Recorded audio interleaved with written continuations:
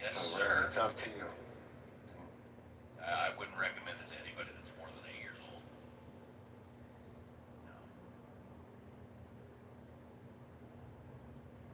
No. So let's see. What you want to talk about? Anything else? Really not. Yeah, I just had a few questions. Do you have any more or no? All right. I think it's something I'll let you know. All right. Speaking of Judaism.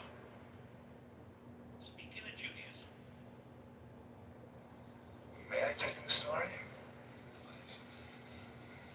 For generations, men of my family have been rabbis in Israel before that in Europe. It was to be my calling. I was quite a prodigy, pride of my yeshiva. The elders said I had a 40-year-old's understanding of the Midrash by the time I was 12. But by the time I was 13, I knew I could never be a rabbi. Why not? Because all I understood of the Talmud. We'll get back to that. Sorry, Alma, didn't see you down there until I put the clip on. Hi, Alma. No, they just returned. Oh, cool. So I'm glad Alma wasn't waiting too long. Hi, Alma. I saw you raising your hand. Yeah, no, but Can you speak closer to your microphone or something? Is this better? Yeah, it's better. What's going on? Well, we were talking earlier. I had to leave because that's but I had to know a little bit that it helped. The dude who was talking earlier, the one with the his name is Mela, and the one with the top phone. But it's fascinating the questions he was asking about Judaism. Fascinating questions. In the Arab world, just a little bit of information here. Hello? Maybe I'll keep it short. But in the Arab world, anti-Semitism runs so rampant that it's very difficult for anybody to see somebody of the Jewish faith to be non-religious. Very difficult. Because they are people they are fundamentalists themselves from all religions. So it's hard to view somebody, particularly when you factor the whole thing with Palestine and Gaza and Israel and all of the shenanigans. You add all those into the mix, and you end up with a very inaccurate perception of the Jewish people and the Jewish faith among people in the Middle East in particular, and people of the Islamic faith, people of the Middle East in general, and people of the Islamic faith in particular. So it's an uphill battle, no matter how hard you try to explain it. And I'll just leave it at that.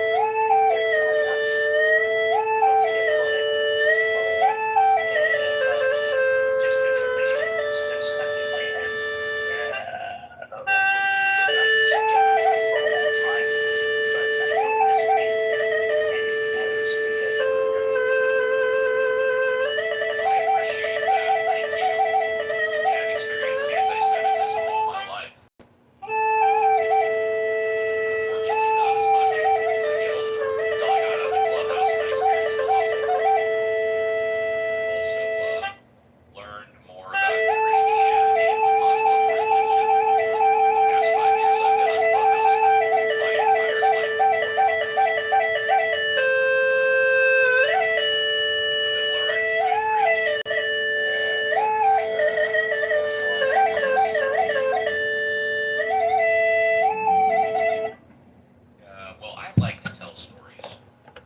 I use my real picture. Well, it's about 10-15% AI. There's 20% AI. It's my real picture. 20% AI. And I like to tell personal stories about my life because I believe it's important to relate issues of the past with how people and I live our lives in the present.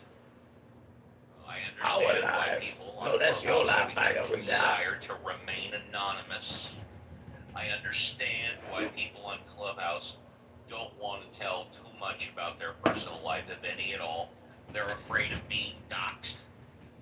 Dox them all, I See, say. with me, even before I got on the Clubhouse 5 years ago, I had a very high internet profile for my small community, not Jewish, but in workers' compensation, employment, and labor law. And I literally did over 200 YouTube podcasts, WorkCom Matters. And then when I found out about Clubhouse, I stopped doing the YouTube podcasts.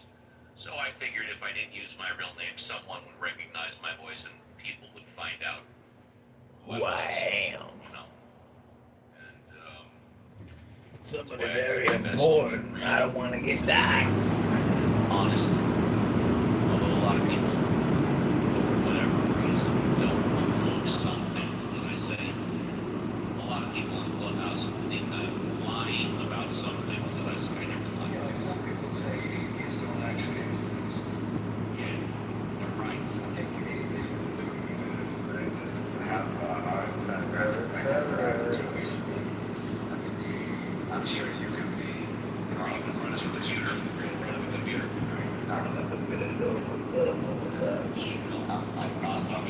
I'll give you a statistic. I mentioned it before. I'll say it again. There are twice as many Jewish atheists, percentage-wise, as there are Christian atheists, Muslim atheists. All religions have a small atheist community, only about 8 to 10%. Jews have an atheist community of 15 to 20%.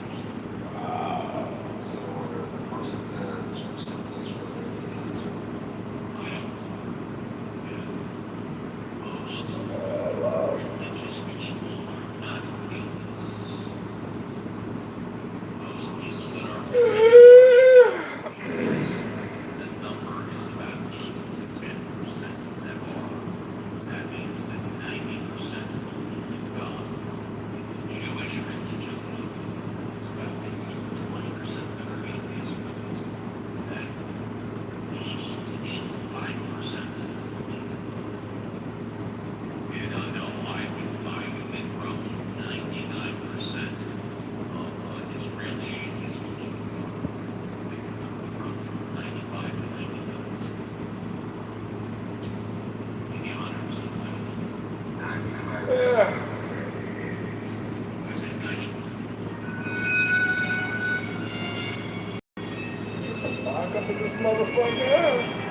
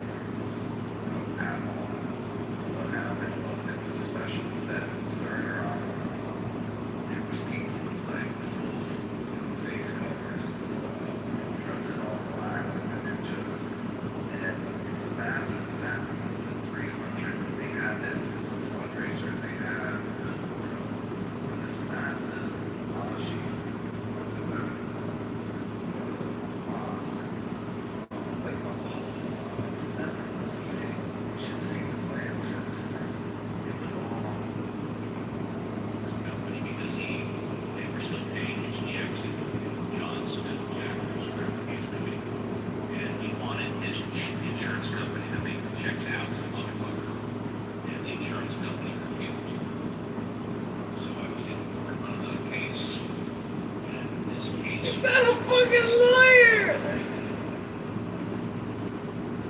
So that is my most controversy in case someone wanted the insurance company to make his bi-weekly checks out to the motherfucker. Certainly can't script That's that. a true story. That's a true story. You certainly can't script it. That's what I'll say. Sounds like a scene out of Stripes. Does it? My name's Francis, but call me Psycho. Anybody calls me Francis, I'm gonna kill you. Yeah. Pipe down, Francis. Shut up, Francis. And we were soldiers. Who's the old guy? Who was the lifeguard? He was also in. Okay, he was the sergeant major, and we were soldiers. Mel Gibson was.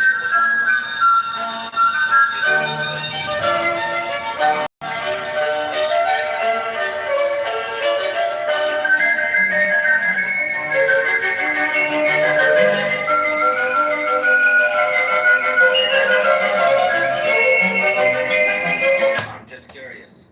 Who reached out to him, even with the Iran, to meet at Iran? Isn't he, well, she as well? I've heard he's that particular group, sect of Shia Islam, is actually what he practices, so the Khomeini would have a special place for him. If that's true. They would cut Iran. There are ways of asking questions that allow you to quote unquote observe. You don't want to say, so why did you have this baby, right? You want to say, tell me the whole story. You know, put me on your shoulder like I'm a video camera. Take me with Hello? experience so I can Hello? observe with you. Why is Ban always saying that at least Mises 420 lounges for the low IQ people? He's still right on that platform saying that and people are actually believe, and same with like free buses and this, that, and the other. And It's marketing. It's the same thing the IRGC ran on. Like, we're gonna do free buses. Yeah, that didn't happen. And women had to wear these black bags that just are so fucking ugly and hot. Like, that is my biggest complaint about Islam. Is like any religion that like if you go to a mosque or something, you have to have your head covered, dress modestly. And I'm like, okay, I don't dress unmodestly necessarily, but also I'm not going to wear a goddamn fucking burqa. Like, I would have thought you would have thought the worst thing would have been maybe the sex slavery over the head oh cover. yeah, well no, okay, well yeah, I'm talking about just like as a visitor, but no, as like part of a religion, yeah, the sex slavery, the underage marriages, the tribalism, the inability to get along with other people who think differently, even like the same religion. Oh yeah, there's a ton of things that, but no, what I just wanted to say with this is that like he can't do this, and you know he was saying this, he knows he can't do this, but he was saying he could even while running, and people didn't even bother to like even Google search if like a mayor could do that, which is an absolute no mayor can. That's all politics, political grounds. No. I know, but he's not American born. He's foreign born. He may be naturalized, but technically, if he goes too far, he may be deported. Oh, definitely. I think he already has crossed the line enough to be deported. I think that would be fucking hilarious. Oh, it looks like we Mayor have of New York to be Donnie's deported. speechwriters in the room. Buttercup, word for word. Oh my god, now you docs. Verbatim, it sounded exactly like Buttercup up there when I You put it docs. Rafi, stop him. Everyone's gonna know my job. Oh my god, this thing with David is rubbing off on everyone. It's fine. I was in the other room, and he was in there, and everyone was like, dogs. And I'm just like, oh my god. There's gonna be like some quotes, like popular clubhouse quotes. Dogs. People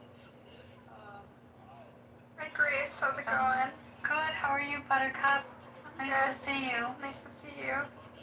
Rafi, how long has Rafi been in here? Rafi, have you slept today? I don't know, Rafi, did you get some sleep last night? I don't think so. I was up with the Rafi. Oh yeah. I was really because I was up and I fell asleep. Like I'm one of those people that listens to the spaces, like a nice space that people are not yelling at me when I'm asleep, and me to sleep, like a background noise kind of thing. I don't remember if Rafi was at least might have still been up. Rafi has been up for hours. I can assure you I was with him. So funny, I Grace. think I saw him shoot though when I first woke up. I don't think he usually does this in the morning. Oh wait, no, I think I actually. Oh no, you know what? You may be right. I think I did see him up into a different room. Oh, Rafi, go to sleep, Rafi. wanted them to do, right? Well, yeah, I mean, I think it's very difficult to do a bad job and make a lot of money, right? Yeah, that's correct. So the choice is either they kiss your ass and worship you Yeah. versus just doing a good job like you laid out for The them. answer is do a good job. Well, the answer is whatever makes the most amount of money, legally and legitimately. Yeah, I mean, which yeah, is if kissing my ass means if kissing my ass means they're gonna make the company twice as much money, then I want them to kiss my ass. Well, it depends on what kind of business you're running. Right, Yeah, exactly. it's like James. like if it's a sex, friends only kind of fans only thing, then yeah, the more ass kissing going on screen, the more people will, yeah, hell yeah. You know, I was in a room last night, yesterday. It was Pro's room, and the topic came up of inequality of women and men in employment and Oh my how God. women are discriminated against and stuff like that. Blah blah blah blah blah blah blah blah blah. I pointed out the fact, and this is very minor, but it's true, that when it comes to outside marketing reps for the medical community, Hot women, baby. hot women to the tune of like 2/3 to 1/3. Women outnumber the men 2 to 1 when it comes to outside marketing reps for medical companies. No question about it. Hot pharmaceutical reps. That's They right. fucking sell the pills. That's Yeah, right. but not just that. I made wine commercially for 24 years, and at the Whole Foods market, the men were the wine buyers for the Whole Foods, but the women were the ones that were hot women, were the ones that were selling wine to the wine buyers. So I agree with what you're saying. It's very true. And they were all really hot-looking women who were the ones that were selling the wine to the male wine buyers. And then the male wine buyers were selling the wine in Whole Foods to women that were shopping there. Let me give you another stat that a lot of people are not aware of. Now, we know, it's been documented, that over a period of time, like when you go into 10 years, 15 years, 20 years of career, men doing the exact same job as women, men make more money. There's no question about it. It's documented, it's factual.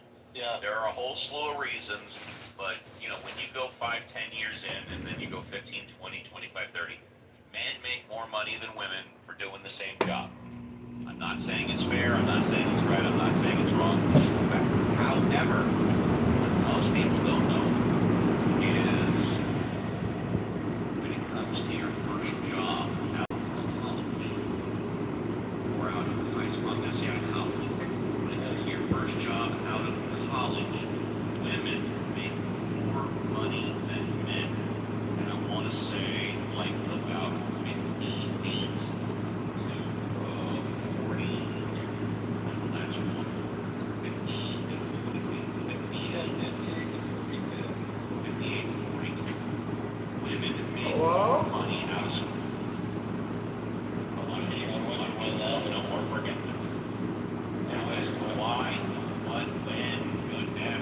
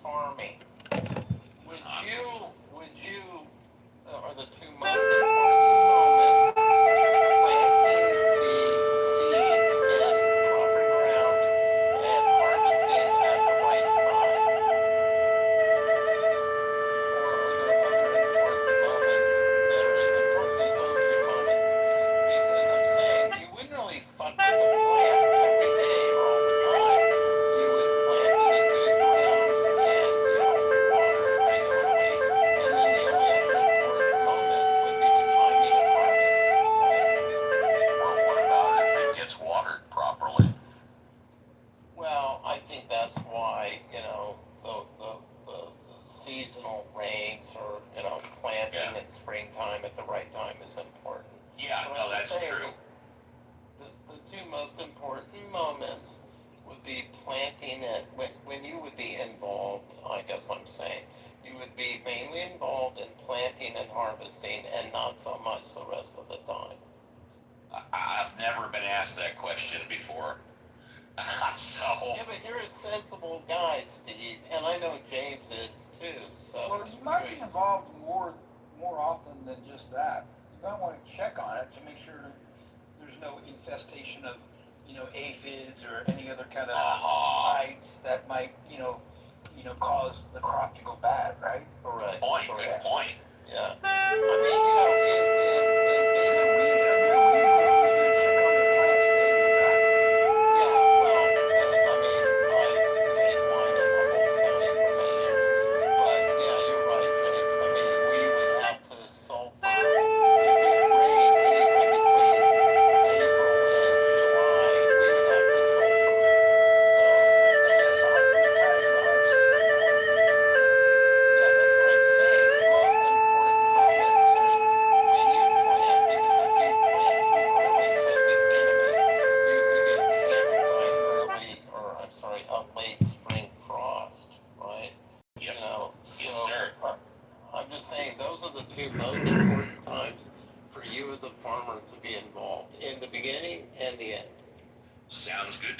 Sounds good to me. The middle is really important too, so I guess I would say those aren't the only two important times. In what way? Why is the middle important? Because if you just wait till then to come back till the end, you're going to be like all the people who want Little Red Head to give them a loaf of bread. You got to take care of the weeds, the bugs, make sure there's no deficiencies. So can you control a lot of that when you plant it? Sure. But there's a lot of things that come up that you can't control. That's why I brought that up. You got to check on it. You're in GCC. Yeah. Well, I have a question, and what's the difference between a locust and a grasshopper? A locust is bigger and they're slightly different the way their phenotype or whatever you want to call it is. Thank you. Past of disresembling him. And that kind of fits into the network. I kind of have this story that for me, maybe not for you yet, for me makes the idea of God plausibly raising or vindicating someone who comes with basically the same exact message, not a crazy thing. And I kind of told that story about how raising Jesus, preserving Jesus when he's dead, bringing him back, fits into the very message that he was preaching, because he was telling people the same thing. If you follow God, if you be a God resembler, God's going to preserve you too. And that's the whole point. Is the more of us that God preserves, the more the world's going to be resembling his image. And that's what basically heaven is it's a bunch of God resembling people doing things. Is my story. So that's why I don't think it's implausible that God would raise Jesus. Yeah, of course, getting into that, I mean, Girl, you don't look like that, Cindy. Stop lying. You don't have a figure like that anymore. Maybe 20 years ago. Possibly make You're lying. So, in particular, your normative view about God resemblance. You ain't got it anymore. Don't lie. It's a catfish. Catfish photo. Catfish. Man, like Jacob? Maybe you could make the case. I don't want you to like my body. I want only one man to like my body. Well, good luck finding him. He's gonna gobble me right up. He's gonna have some low standards. That we could focus on, Well, I would just talk about. Jacob could be your guy. He's So gonna I'll gobble just me use the up. word good flat out. I like resemblance for sure. I have a reductive philosophy that has You're never gonna get it, never gonna get it, you're never gonna get it. good ends up being Gobble, gobble. but good is Never not gonna get it. Gobble, some extra gobble. thing. It's really just resemblance to God is all it is. So I don't have like this third piece in I'm my own listening knowledge. to. And he's gonna be a man of God. to how good you I'm are. listening to a bunch of retards. He's gonna have eyes only Function of how for well me. it resembles God. Yeah, right. Yeah. What are you gonna do? Take the ice out of his fucking head? Again, not something that I can imagine myself accepting, but whatever. Yeah, the idea would be, yes, you said maybe I could preserve without it. Well, then in that case, I would just ask you, if you believe in God, then to believe in objective good, that it's roughly like what we think it is. Clubhouse is full of retards. That Lonely, bored, and that God non-creative, low IQ retard types. Wasting all their time. Hopefully you think that's just read a fucking book. And all good being exists. Read a book. Go to the gym. This app is fucking retarded. Much less We do go to the gym. We do read books. No, really. This is not really the context for me to get into my kind of We medical abuse do. or Do even you? medical abuse. Yeah, that's why I brought it up, because you don't do it. Some of them would be a little bit different. I do it. Oh, really? What was the last book you read, Genius? Not close enough to make a lot of this really make sense, but Hello? that's a whole other conversation. If God exists and God is all good, Yay, Cheever's here. And expanding that good, isn't that part of being good? So No. I'm actually not even sure. Hey, Cheever. It's all good. But to me, that's probably something that's going to be like ill-defined, or even roughly. So, well, most people's understanding of good, maybe your pre-philosophical view, where maybe it's not as like refined. You probably have some underlying theory that I don't know. Go ahead and tell me, what is your theory of the good, dude? Oh, yeah. Well, I'm a sort of pluralist about this. So, like, it's tough to explain kind of briefly. When I think of these normative terms, then related categories and concepts and so on, it's a kind of a big mixed bag. It's a bit of a mess. We're sometimes getting at different things or attempting to get at different things when we employ it, or attempting to get at sort of a combination of things. And if you ask me, like, oh, am I a realist or a subjectivist or some sort of other sort of anti-realist, it's like, well, not neatly any of them. Okay, sometimes. I have an idea. I have an idea for you that'll help then. Earlier you said you would grant for the sake of argument that God exists for this argument. So let's go ahead and grant it that frankly it's not just the Christian conception. Let's grant what's in common with people in God, what they believe about good. And they're all objectivists about it, realists. And so let's take that stuff that they all pretty much all agree on, and that this retarded room will go all night. Well, so it depends. We hit the mother load, fully automated R wording. Even conceiving that, I think in a more generic sense, I'm fine with that. Like, there's a sense in which God is very good. You can't conceive of God either, right? I mean, I'm sure you've got your arguments against the conceivability of God in general already. No. If depends on what's built in, right? If God is just some, very powerful, knowledgeable, very good agent, maybe that created the universe. Maybe that's even more than very good. You said very good. Who is this? Okay, so I would have figured someone like you would have had these arguments against the coherence of God, but maybe not. No, of course not. Interesting. Okay, well, I would say, this is, if you're granting the God hypothesis, I think part of the hypothesis is moral realism, and a very very serious moral realism. Yeah, it depends on what you mean. Well, so like part of my analysis already will grant some realism in a limited sense. I think you get kind of minimal realism out of it. In this case, you might get a little bit more, because I think to some degree, some people actually are getting at the facts about God or God's commands when they engage in more generally normative thought and talk. And so that's the sense in which I said my view about normativity would likely change. Right now, regarding those sorts of things, I'm more like an error theorist than I become a sort of genetic lineage from their father. They can inherit Females, things like eye females do color not, or whatever. females do not carry on the father's encoding.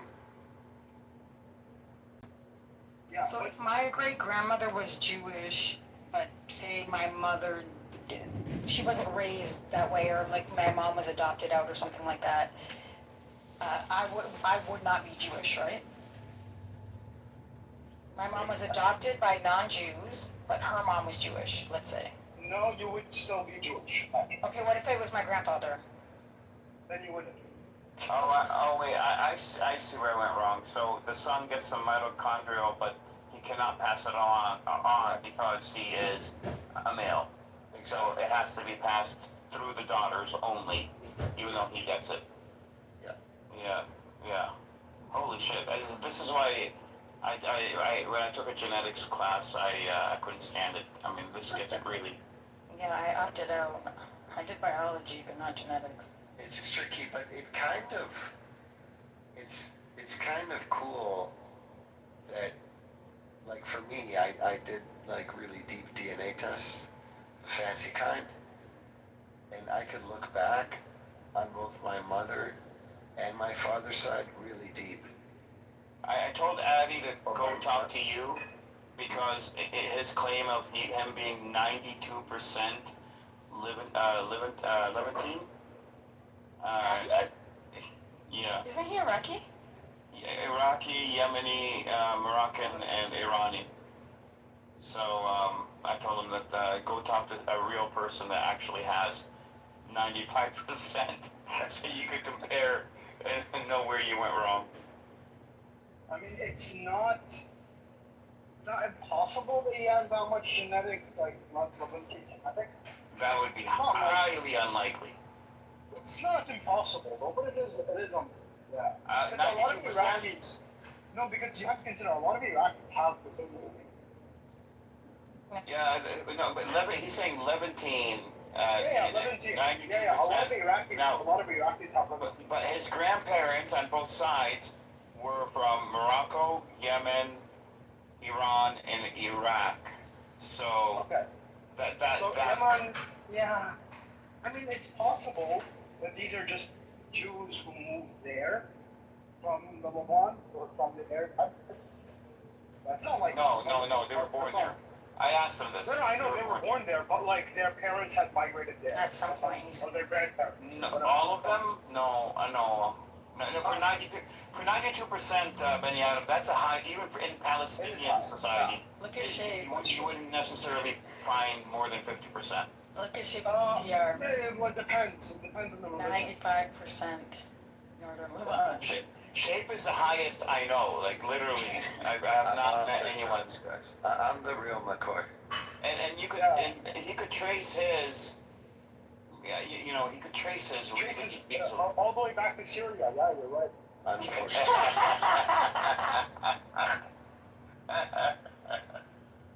That's okay. You went crazy, Eddie. You guys, you know. That was a good one, Benny. Thank you. But yeah, I don't know. 95 is a little bit high. 92. It also, 92. It also depends on how you set the But he went through 23andMe, and then took that data and put it into some other. I'm like, dude, that's where you went wrong to begin with. I mean, Well, I mean, it depends on how you adjust the sensitivity to certain like genetic variants and whatever. So like I remember Pharaoh, the guy that was on the staff. Anyway, he went into a lot of details about this. Basically, you can, if you adjust the sensitivity, you can make a really weird kind of conclusions out of your DNA. Oh, I remember that guy. Yeah, he was like up the app. Yeah. Yeah, he knew this shit back like inside and out. I actually know him in real life. Benny Adam, why, if my grandfather was Jewish, wouldn't my siblings and I be Jewish? Just so I'm clear. Well, I mean, like halachically, in Jewish law, it's through the mother. So, it's like that's just the case. In Jewish law? In terms of, yeah, in Jewish law. In terms of Israeli law, you would qualify. There's one line in the Talmud that was debated that you have to read like 3 times to really have it sink in. that suggests that it should be done that way through the mother. It's literally one sentence. What's it say? Here, let me pull it up. What is mine? Talmud. That says your mom has to be. It says your mom. Yeah, so here it is. Because your mother is so fast. You sure Oh. it says mommy? Got it.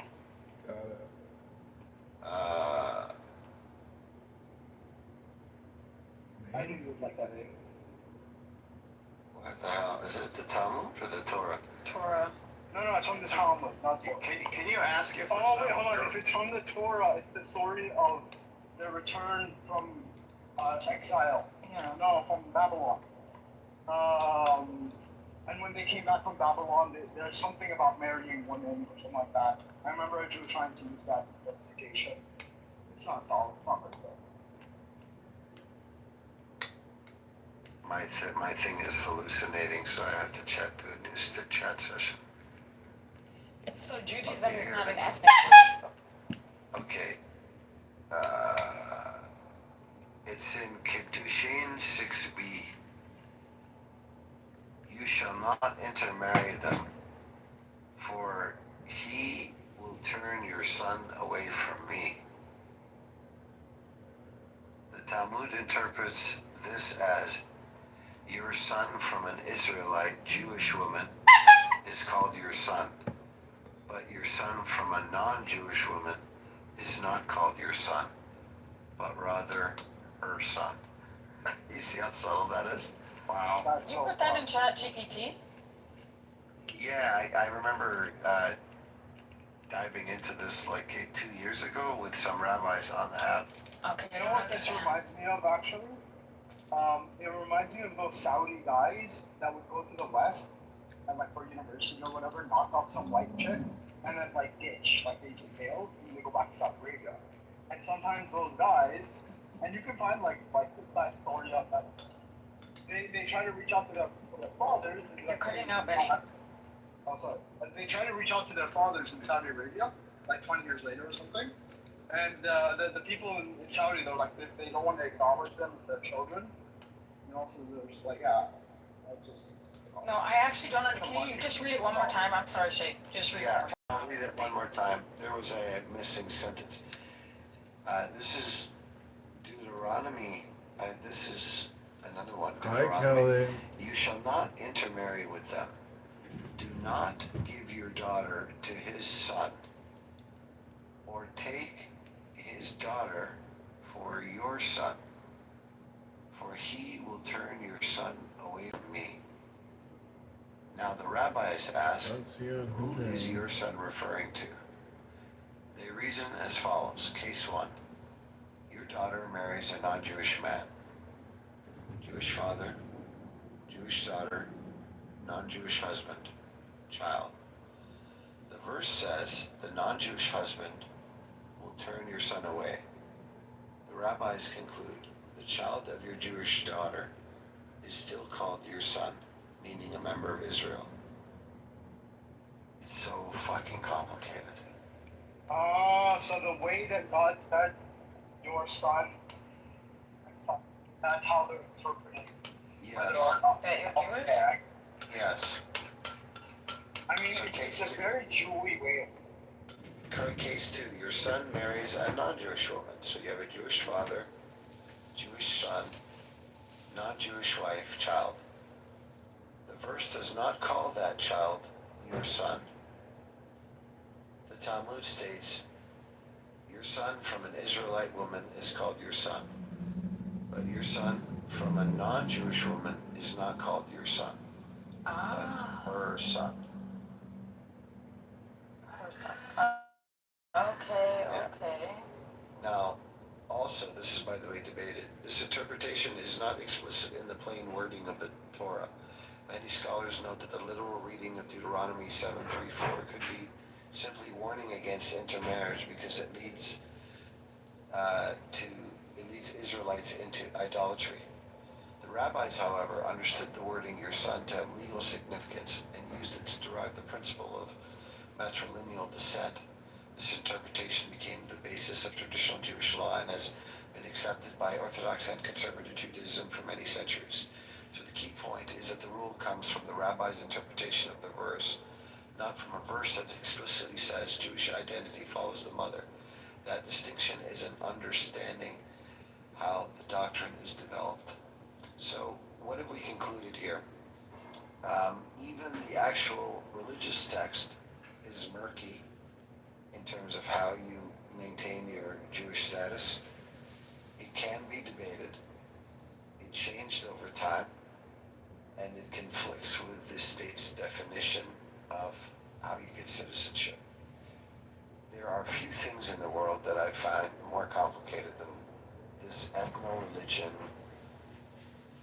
how you inherit it, and the caveats and gotchas that you can get along the way. It is one of the most complicated concepts I've ever seen. I mean, it's intentionally crafted as that. If you want It a doesn't make true sense. ethno-religion, look, a true ethno-religion is the Druze, for example. That is an ethno-religion. You cannot convert into it. You have to be born into it. If you're born into it and you abandon it, you're no longer part of it. Are the people the same, ethnically? Yes. They are only from Palestine, Lebanon, and Syria, which used to be one of them.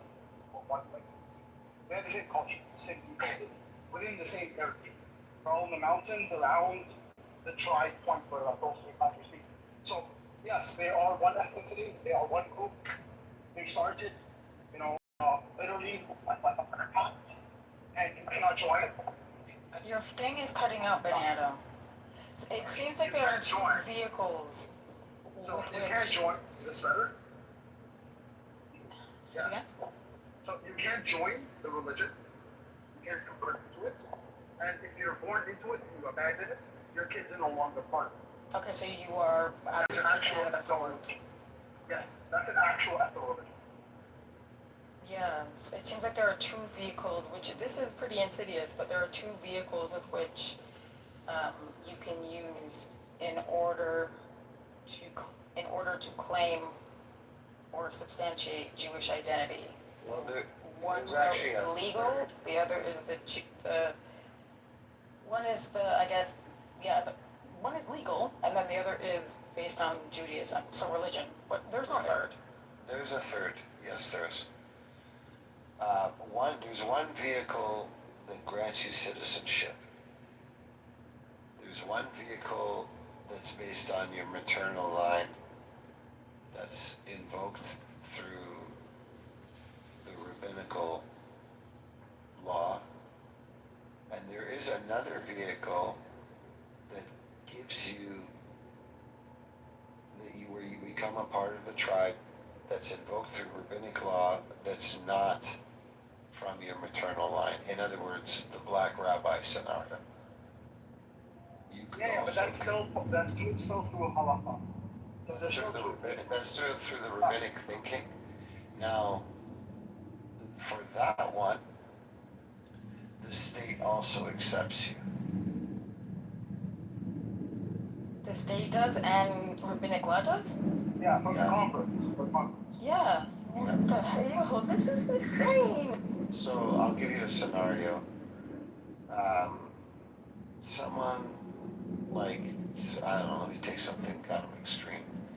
Someone from New Zealand that converts to Judaism could get citizenship in Israel, while a Palestinian that lost their home in 1940, that's lived there for their whole life, could not. In other words, Israel is one of the few places in the world that gives greater rights to non-citizens than its own citizens. Now you may say, well, what do you mean its own citizens? How? Well, let's suppose you're an Arab Israeli, right? And your family is no longer in Israel, and you want to bring them back to you to live with you. You don't have a path to citizenship, but that person person in New Zealand or that black rabbi from California that converted to Judaism, or someone in Taiwan, they could actually get more rights than you in terms of bringing your family and having them become kind of naturalized citizens.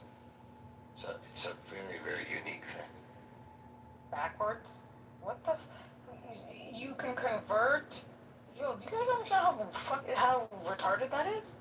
Now, the interesting thing is, when you get into this, you need like these like special interpretations to make it all hang together.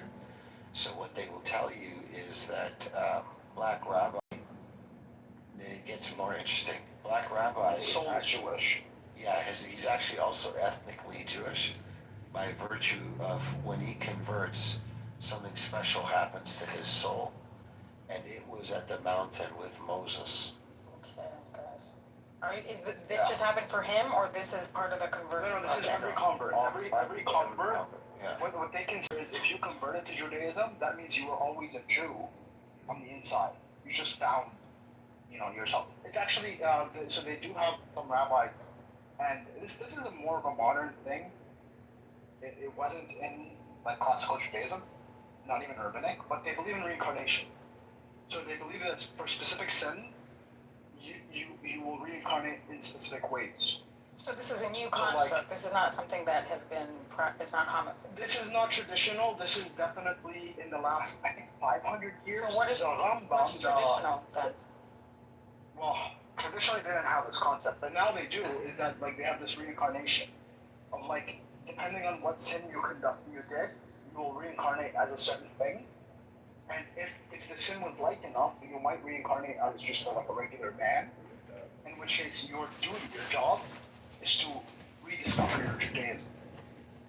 That's what your goal is. Now that's how you come back, basically. I should put a public service announcement or disclaimer. You find complicated concepts in other areas in all religions. Like, this just happens to be a super complicated concept when it comes to like belonging to a religion. Oh, wait. But it's... What about Christianity? Go ahead. Yeah, well, Christianity, when you take the Holy Communion, you're actually eating the flesh of Christ. Also, 3 persons, 1 being makes no... Oh yeah, the wafer. Yeah, no, but I'm talking about belonging to the group in terms of... you got Calvinism. Calvinism, like some Christians believe in salvation by... That's not Christianity, though. No, Calvinism is Christianity. Yeah. It's a branch I think it's deeply heretical. I think it's deeply heretical. All I'm trying to say is so that we're not accused of being anti-Semitic. No. By the way, do you know what country has a similar ethno-religious basis for their immigration policy? I don't know. Armenia. Armenia? Yeah, I heard about that. Armenia is the only other country in the world that if you convert specifically to Armenian Orthodoxy, Apostolic Orthodoxy, you can immigrate and get citizenship in Armenia. Really? On that basis, yeah. They're nothing. And by the way, the Armenians they're very similar to Jewish people. Like as in racist? Well, yeah, everybody there is racist. No, I'm saying that like the way that they behaved in the Ottoman Empire in the last 400 years in the Middle East, they were very similar to like both merchant communities. They're both like minority communities that like served similar purposes and often competed with each other in the Ottoman Empire. And that's why there was always a rivalry between the Armenians. But in terms of their ethno-religious like thing, they're actually quite similar. Okay, but just to be clear, so you guys are saying that in terms of the identity, the complexities in religious identity in Judaism, you're saying the same exists in Christianity? I'm saying the Armenians specifically get very ethnocentric about religiosity. But I'm talking about Christianity. No. Christianity in essence doesn't have any of this stuff, right? But there have been Christian offshoots or Christian That's sects different. that have. No, but this is what we're doing now. So like, what we're looking at right now is just the dominant sect in Judaism. Not all Jews were like this 2,000 years ago, and until there's still a Quraysh Jewish community, which rejects the Talmud altogether. So not all Jews have always been like this. Wait. You're looking at the victorious community, right? But if you look at how Sadducees and Essenes and whatever practiced, they were very different. They didn't even accept the prophets and the writings. They only looked at the first 5 books of the Torah. Hey, the point I'm trying to make is, in general, there are nooks and nuances of religions that are very complicated and contradictory. So that the idea of being complicated or hard to understand is not unique to Judaism. It's just in other topics, like the Trinity doesn't make any sense. Right. All right, let's delete. I think the Trinity makes sense. It makes sense to me as well. Not too much of Christianity. Just focus. Just trying to be fair, so I'm not accused of being anti-Semitic. No, we all know you're Christophobic. Who is? Shapeshifter. I'm starting to see. It's Orthodox. Yeah, it claims to be. Wow. Did someone say my name? No. No. Oh, wait, hold on, Shane. How are you, you calling yourself Orthodox while not believing the Orthodox faith? Isn't that kind of like a Jew calling himself a Jew while not believing in Judaism? Look, So it's a yes. So that's a yes. Okay. As long as we've established it. I'm gonna say one thing. There's not a better dude, in my opinion, that walked this earth than my main man, JC. He's a good dude, way ahead of his time. Way ahead of his time. Period. And I think Yeah, he's a special guy. So I think we get it. Like in the way that Shapeshifter identifies as a Orthodox Christian, Jews identify as Jews. It's not the Like, same thing, I Benny. believe. No, it's okay. No. I have you considered looking into using the term anti-Jew instead of anti-Semitic? Because you people are Semitic, you, Benny, and we talked about this. Yes. I know. Have you considered? My response hasn't changed from about 5 hours ago. But What was your response? I'm so comfortable in my Semiticness that I don't need other people or different labels to change. No, not other people. The word Semitic. It literally means Arabs and the people that speak the Semitic language. So it's not it doesn't just apply to the Jews. It's been hijacked and stolen by the Jews. That's I don't mind. Let them steal it. Yeah, I know. You guys don't think it's important to I mean, the land was stolen. The land was stolen. You want them to steal the term as well? No, here's the thing. Whenever I want to just check how Semitic I am, I just go log into Clubhouse, pull up the PTR, I look, I'm like 95%, then I go back to bed, and then I'm good. I know, but verbiage I matters. thought you were going to say something else. Want to say anything? I don't know. I think in terms of identity, I think it's important to insulate or preserve something because that's how identities are either taken or co-opted or bastardized or you're at the mercy of anybody who wants to do anything with it. I think it's a Semitic compliment. altogether is like it's a Western term. It's a compliment. I'm like, oh, other people want to be Semitic too. That's cool. But are they Semitic? I don't mind.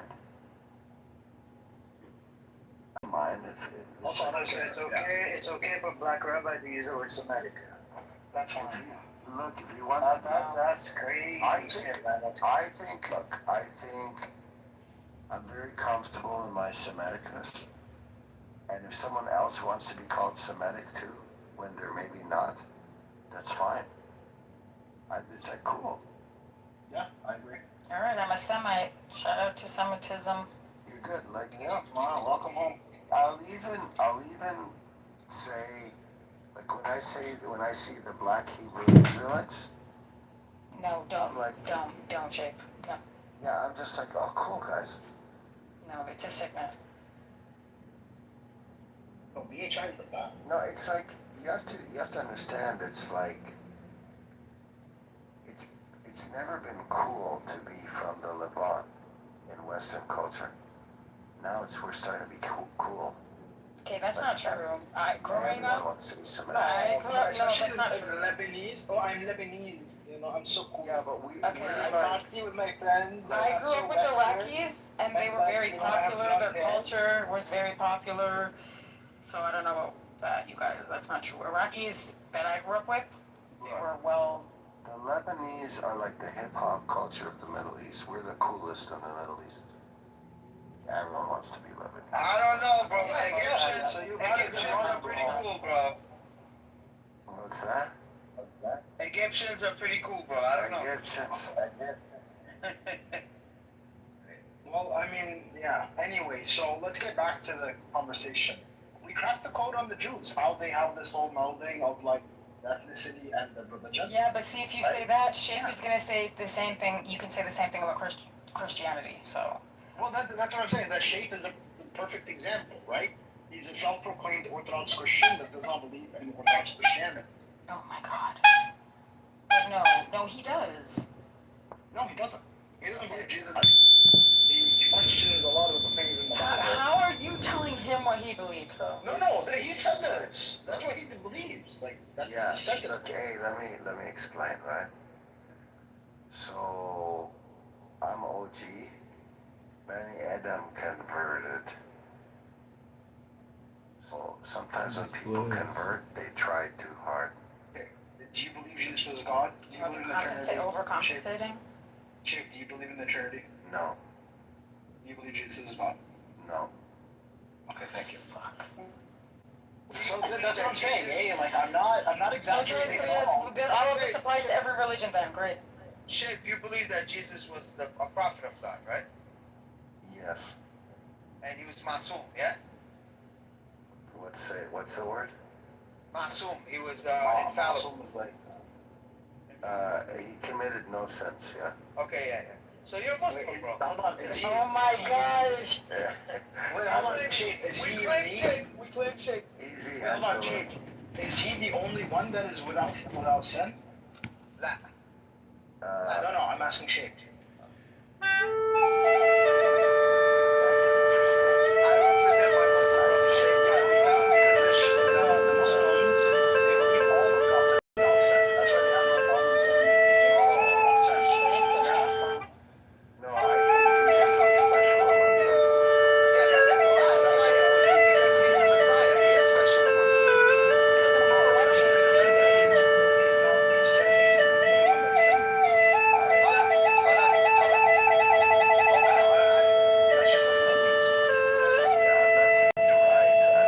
That's what I believe. You're basically Muslim, bro. That's it. You're a Christian, bro. In between, yeah. Ideologically, you're kind of old. Yeah. What the heck? I prefer the term cringe long because it is truly cringe. That's terrible.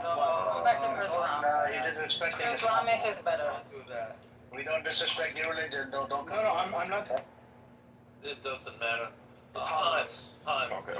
And he's saying, I am only perfect because I don't do my egocentrical will. I do the will of the Father who sent me. And you too can become perfect by doing the same thing. So that's just one. Pursue this path, and like I said, I'm convinced that these human beings are simply wired in such a way that is different than the vast majority. Bigotry and just assholeness, it'll rub off on them. And then people who are amongst people who are tolerant and like genuinely nice tend to be that way too. And I think for a short while I was like, okay, people who are like far extreme away from my thinking, I was like, okay, let's try to understand. But the thing is that they don't really, they have no interest in changing. And so they try to like explain their point to me and then try to get me to join them. And I'm just like, yeah, that's the problem. Like I was a little bit interested in this like very different opinion that, I was was like, all right, where's this hatred and this really far opinion coming from? All right, let's kind of get this. But after a little while, it's like the opinion doesn't change, and so I'm like, okay, well, I've learned like what the opinion is, and now it's just the same stuff, and it just is. I agree with you. No, it is that way on the right, but then like when it comes to the left, there's this weird thing where what's really weird is generally right-leaning people are more conformist than the left, but I see this when it comes to the left. I can see like this like almost like ultra conformity that you end up seeing happen, where they are, I don't know if it's because of fear, they're going to go in lockstep. They're going to agree with whatever the far left, however far left they move, and these people are, in my opinion, like highly, they're very dangerous in a way, because they look at violence as just like fighting against a hierarchical structure in which oppresses people, and then so by whatever means, and no matter how violent it is, we stop them from doing that. And I just like I would talk to people on the far left, and a lot of them are young, and I've seen some of them kind of like come around, but they have a much different value system than the far right. But I see them as being potentially a lot more dangerous, just because they have a more palatable message in comparison to other, at least the far right. I mean, yes and no. Yes and no. I was in a room, and someone, I guess, was like, hey, we know you from somewhere, and they're like, wait, and then it came onto politics or something, and I was like, well, first of all, I'm not like super into it, but I'm independent, so this is kind of just like, I'm not really taking a side here. It's also just, this is not something I want to be. And what I've noticed is like, I've actually become a little bit more, like less traditional lefty since I've been on this app. Just because, Biden was kind of far. I was a far left. I was not interested in the whole, a lot of things that went on that. And then, yeah, on this app, the person's like, hey, you're like a Republican, right? And I'm like, well, technically, I'm independent, but why do you think that? And they're like, well, because, yeah, you're in like a bunch of the Trump rooms with like a bunch of conservatives. And I'm like, oh, okay. Actually, I guess I am. Not that I necessarily agree with them, but I think it's like there's things I really don't agree with, but also I don't know. I think the left has kind of just gone really far to where when I first got on, yeah, I was definitely posting things like very like social awareness, very, and now that stuff is all well and good, but also, the best thing I can do is kind of pay attention to my own life and, try to do the best I can and not do like negative things. And so I kind of just, I don't know, spell it out, but I think my politics have changed a bit being on these apps. Like I think for a while I was like the same, and then I've met a lot of really cool people, and they just happen to be a little bit more towards the right, or like more right. And I'm like, wait, but they're really cool. So it's like, I still don't necessarily agree with them politically for a lot of things, but like as people, I really like them. So I'm like, well, it's funny. Someone was like, yeah, you're always in those like Republican rooms and Trump rooms. And I'm like, well, I like the people. Like, I like cool people. But I'm like, well, like, it's kind of funny. But yeah, like you don't really always know.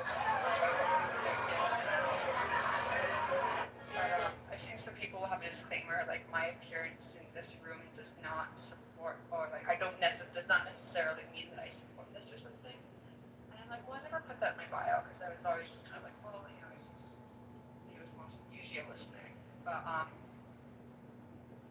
yeah, I have definitely met a lot of really cool people, and they're kind of both. I mean, some of them are kind of far left. There's a couple that are kind of far left. There's a couple that are like there's a lot in the middle, and there's a couple that are more far right. But I genuinely like them. So I've definitely got a lot more people on the right that I like. This is what happens when you get older, Meg. No, it's what happens. It's what happens when I like around people that are like around for a diverse group of people, and I'm not just like isolated and just like keeping to myself. Because like my brain has kind of always been like more liberal, more like independent. But then like actually hearing like Brent makes a lot of very good arguments for things that I Don't blow his ego up more than it is. well, it's more like ego gets put in a way where I'm kind of like it's less repulsive and less kind of like it's more kind of like what? Still don't agree with it. But there isn't that like what the fuck response. There's kind of like okay, I get. But you're kind of like me. Like the weirdest trip is that like the person I've been friends with since I started doing this shit like I don't know 7 years ago, at least the social media stuff. You know, or voice audio, whatever you call it, like on a social voice audio. Yeah, on Discord and here, it was a progressive. He's the person I remain closest to. He's a white guy from Atlanta. He's a veteran, nice guy. But you know, we would go back and forth in debates all the time. He's somebody that we didn't necessarily agree with each other, but for whatever reason, I felt like we both felt like he felt like my heart was in the right place. I felt like his heart's in the right place. I don't think I don't think he has a vindictive bone in his body. You know, and I have to say, like, there are people that are on the left that I do not think are genuinely bad people, like, whatsoever. Just because you have a difference of opinion to me doesn't mean I think you're, like, evil or horrible or, you know, you should be punished or you shouldn't be listened to. I do. Round them all up. But there are people on the right that, you know, first of all, my threshold for what is, like, should be considered tolerable is probably much higher than most people's. But I think even Brent, I think his threshold is probably pretty high, but I think it also kind of comes from more of a legal perspective. But I don't know. Yeah, at the end of the day, I mean. Brent, how sad do you think it is? How sad do you think it is that Amir's live streaming this room? I mean, it's pretty consistent. He's always streaming our room. I don't get it, because he knows he can come in here, but, you know, it is what it is. He streams the room, Kitover streams the room. Apparently, it's more entertaining than I think it is. But, Brent, for the first time in months, I went in there, like, the day before yesterday, I forget which day, but I was demodded by Shooky. Oh, my God, Shooky? Oh, wow, who would have ever imagined? I guess he's the voice of all Zionists, but... Shut the fuck up, PP. Yeah, shut the fuck up, PP. Oh, my God. You guys are learning those games. So, he should, PP sits on the cactus. You know, that's what he likes to tell me. That's fine. That is Shooky's personality. He is who he is. But I got demodded twice. And did they say, like, look, the Zionists just used you up and they threw you away? What do you think about that? It's like, no, I'm actually fine. I can, like, go in the room. Like, what are you talking about? And then he was talking about Glow and shooting is like, yeah, okay, I mean, whatever they pick me, it's fucking fine.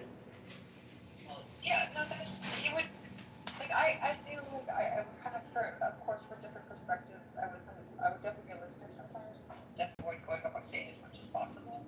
I would occasionally, but no, it's sort of when the insults about people that I would actually, like low, yeah, it's like people that I would meet in the room and be like, I like this person, I really like them, or I'm going to say, like, this stuff is not true, or that it's not accurate. And then also there was one time the last time I was in that room, on the stage, well, actually in the room at all, but also I happened to be on the stage, and it was sort of a little interrogation was going on, and then I wasn't saying the answers that they were looking for, and so I basically got kind of cussed out and called names, and I was just like, okay, I'm done with this. Amir is just a sad little man. Like, you won't even, like, necessarily listen to a full argument or full explanation. And there's certain, like, interrogation questions that he and his group will want. And it's kind of like, I don't want to answer these because this is bad conversation. Like, every time I've gone in there, it's the same interrogation question. And I'm like, this isn't fun. I'm not going in there. Meg, you want to know how to get rid of John Kitover and Amir? Play copyright music. Play Disney. Play Disney songs as loud as you can through the speakers, and then because of the copyright infringement, it'll clip their fucking their live. Wait, seriously? Yep. 100%. Yeah, no messes with the mouse. You don't mess with the mouse. If you were to start playing "Let It Go" by Frozen, I mean, Manina didn't, whatever her name is. If you were to play that song right now, the entirety of it, it would clip his live.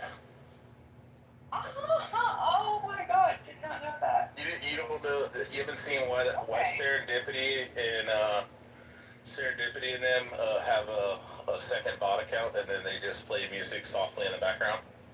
It's because they don't want John Kitover live streaming. Yeah, if you go into Serendipity's room, you'll see it. You'll see the account with the open mic, and it's just playing like copyrighted music. Okay, I've been in a room sometimes, and I don't know if I was aware of that. I'm aware sometimes if someone has a bot that's playing music. Yeah, but that's because they're trying to keep people from live streaming their room. That's the sole reason for that. Alright, well, is there any Disney song that anyone wants to Let it go, let it go. Yeah, Disney is really, really hardcore with their copyrighted songs, so they'll just immediately fucking clip anything. I'm just curious, Brent, what do you think about, obviously, legally, I don't think Johnny can do anything, but what is your opinion about the words of Mandani and his, I mean, he looked rather presidential when he made this tape. I mean, he looked like a president on a Saturday Night Live episode. Like, at the end of the day, I mean, maybe it's because I've taught at enough universities, it looked like anybody who has ever given a basic bachelor level presentation. Right? Speechwriters wrote a speech, he's reading it, and he's comfortable, right? He's comfortable with basic oration. It's not Obama level, it's not impressive to me, right? It's pretty standard. He's a competent, decently educated human who can read a speech. I think it's hilarious because anybody with a little the United States Club work, you cannot have state law enforcement, not to mention municipal, interfering with international activity, on top of if he actually understood international law and he rolled his ass over to the Vienna Convention and a couple of other things that exist, he would find that you cannot seize a foreign leader or head of state when they are in a country that is hosting the United Nations for the purpose of the United Nations. It's in the fucking charter. So the ICJ has a warrant out for him if he's in the United States if he's in the United States, even if the United States was a signatory, which it isn't a signatory of the Rome Statute, it isn't a signatory of recognizing ICC decisions as binding, so the United States doesn't have to. But even if it was, if his purpose for coming to the United States is to go to the United Nations, he cannot be seized under international law anyways. So as much as Mandami was cute when he ran and told people, I'm going to get Netanyahu, even if our federal government wanted to, they would be in violation because we are a host nation of a United Nations building, right? The United Nations has a number of buildings that do different things because the United Nations is a cobbling of several different organizations. And so when you're there for the General Assembly or the Security Council, which are housed here, then you cannot be interfered with by the host nation anyways. So the United States, even if we wanted to, would be violating international law as one of the Permanent Security Council members by trying to seize him anyways. It would be the same thing if Vladimir Putin came here. We can't seize Putin if he's here specifically to speak or appear before the UN. He's protected, as are every world leader that goes to the UN on an official invite or a mandate visit. So people don't even understand it wouldn't have been legal anyways, on top of our federal government gets to make the decisions of enforcing international edicts. A local police department, the New York Police Department, City of New York, NYPD, their jurisdiction is the City of New York.